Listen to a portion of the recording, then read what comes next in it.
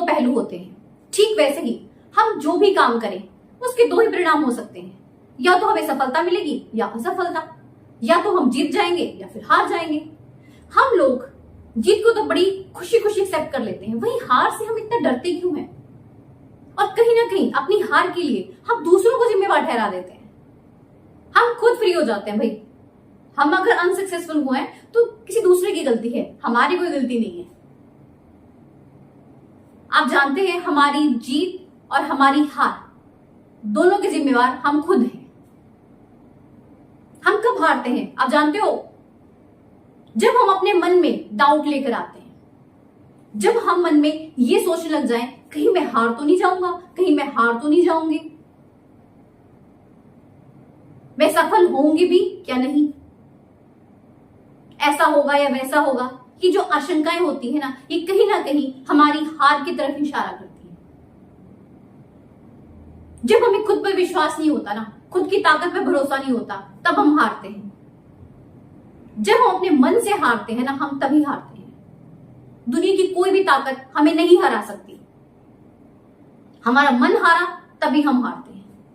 वहीं अगर आपके मन में जीत का उत्साह है ना, तो आपकी जीत निश्चित है। बाहर की दुनिया जोर लगा ले, आपको हरा नहीं सकती। जब भी कोई काम करे तो अपने मन में बस एक ही इच्छा रखें, जीत मेरी है, और डेफिनेटली आप जीतेंगे। हारने का डर क्यों रखना? हारने की तो बात सोचनी ही नहीं ना। जहां हम अपने दिमाग में हार की बात सोच लेते हैं तो कहीं ना कहीं हम हार का ही रास्ता तय करना शुरू कर देते हैं। ऐसे ही एक किसान की कहानी आपको बताती हूं। उस किसान के घर में एक लड़की पैदा होती है। उसका बड़ा मन था कि उसके यहां लड़का पैदा हो। ये हमारे समाज की बहुत बड़ी विडंबना है कि लड़की होने पर बहुत दुख मनाया जाता है, मगर फिर भी अभी बहुत से चेंजेस आ गए हैं, लोग समझदार होना शुरू हो चुके हैं। वो किसान बड़ा दुखी होता है कि काश मेरा वंश चल जाता, भगवान ने मुझे लड़की क्यों दी। उसकी पत्नी उसको समझाती है कि लड़का और लड़की में कोई फर्क नहीं है, बल्कि लड़कियां लड़कों से भी आगे हैं। धीरे धीरे वो किसान समझ जाता है। वो बच्ची भी धीरे धीरे बड़ा होना शुरू हो जाती है। उसका नाम भावना रखा जाता है। बहुत ज्यादा इंटेलिजेंट होती है वो बच्ची। इंटेलिजेंट होने के साथ साथ वो अपने माँ बाप से बेइंतहा प्यार करती है। वो अपनी माँ का घर के कामों में हाथ बटाती है, अपने पिता की भी खेतों में हेल्प करवाती है। इतनी प्यारी और होनहार बच्ची पूरे गांव में वो मशहूर थी। एक बार गांव में एक समारोह होता है। उस समारोह में बहुत नामचीन लोग आते हैं। वहीं वहां के जिला के आईएएस अधिकारी भी पहुंचते हैं। समारोह खत्म होने के बाद वो लोग भावना के स्कूल में भी जाते हैं। जब भावना आईएएस सब को देखती है तो बहुत इंप्रेस होती है। उनकी पर्सनालिटी, उनकी जो रिस्पेक्ट हुई, वो उसके दिलो दिमाग में छा जाती है।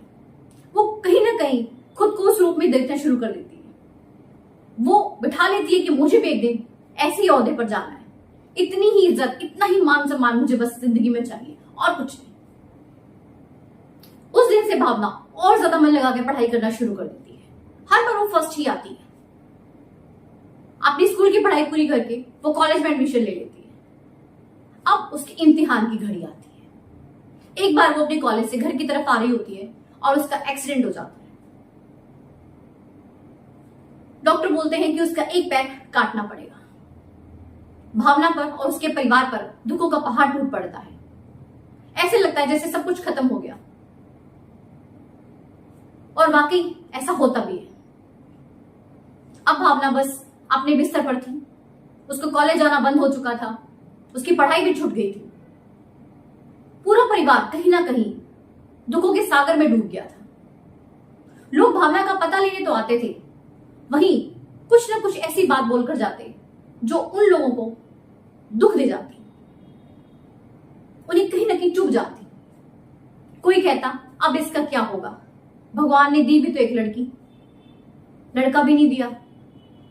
अब ये तो पूरी जिंदगी आप पर बोझ बनकर रहेगी।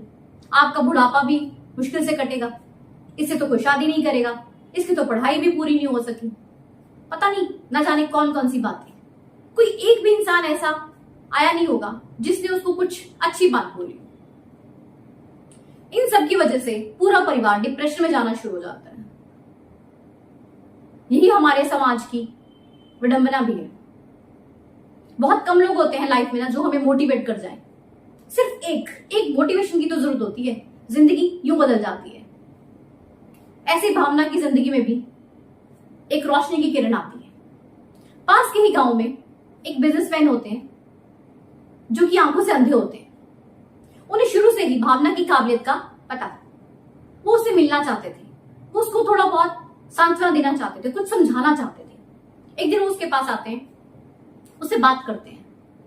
वो भावना को समझाते हैं कि देखो बेटा, मेरी तो दोनों आंखें नहीं है, फिर भी मैं अपना काम कर रहा हूं। मैं हारा नहीं हूं जिंदगी से, मैं डटकर सामना कर रहा हूं।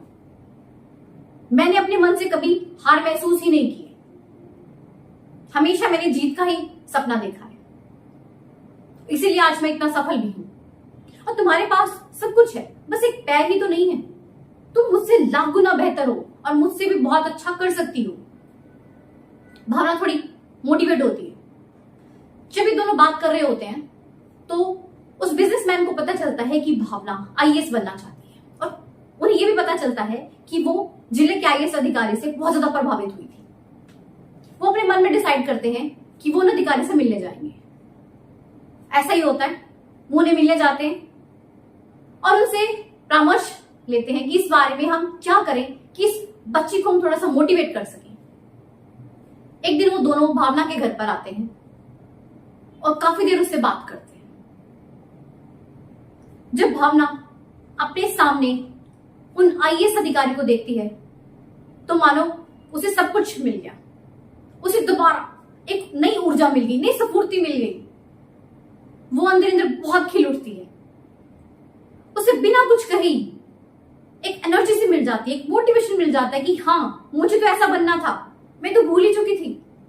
लोगों के तानों ने मुझे भुला ही दिया था सब कुछ। मैं तो अपना गोल ही भूल चुकी थी क्या है। उस दिन से भावना फिर से पढ़ना शुरू कर देती है एक नई स्फूर्ति के साथ, और कड़ी मेहनत के बावजूद वो बच्ची एक आईएएस अधिकारी बन जाती है। अपना ही नहीं, अपने माँ बाप का, पूरे गांव का नाम रोशन कर देती है। सभी लोग हैरान हो जाते हैं। सभी ये सोचते हैं कि ये कैसे हो गया। ये इसलिए हो गया क्योंकि भावना ने अपने मन में जीत का दिया जला लिया। उसने सोच लिया कि मुझे हारना नहीं है, मुझे सिर्फ और सिर्फ जीतना है। अगर आप बाहर की दुनिया की सुनेंगे ना तो आप कभी नहीं जीत पाएंगे। आप अपने मन की सुने, अपने खुद पे विश्वास रखिए, आप सब कुछ कर सकते हैं। भगवान ने आपको सब कुछ दिया है, उसका यूज कीजिए। आप चाहें तो हर चीज आप हासिल कर सकते हैं। बस कमी तो सिर्फ एक डर की है, उस हार के डर की, वो निकाल दीजिए। जीत आपका ही इंतजार कर रही है, थोड़ा सा चलिए तो सही। ये दोनों चीजें अपने साथ हमेशा रखिए। मेहनत करनी ही करनी है और खुद पर विश्वास पक्का रखना है। आपको कोई हिला नहीं सकता। दुनिया की कोई भी ताकत आपको अपने रास्ते से नहीं हिला सकती।